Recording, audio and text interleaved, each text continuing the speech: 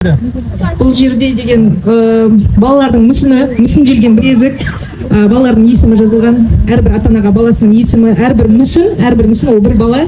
Әрбір бала ол ата-ана үшін енді жүрегіндегі ең жақын адамы.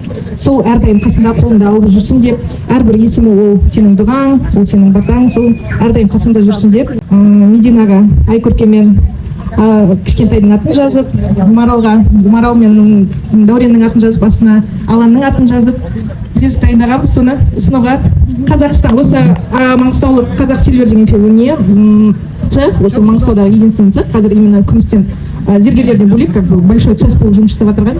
Сол саған. Бұл отбасының іргесі, бастау көзі, тамыры деп айтылады. Жүрекке жалғанған әрбір мүсінші, әр баланың жеке есімі жазылған. Бұл тек жазу емес, бұл ананың жүрегіндегі орын, әкенің өміріндегі мақтаныш.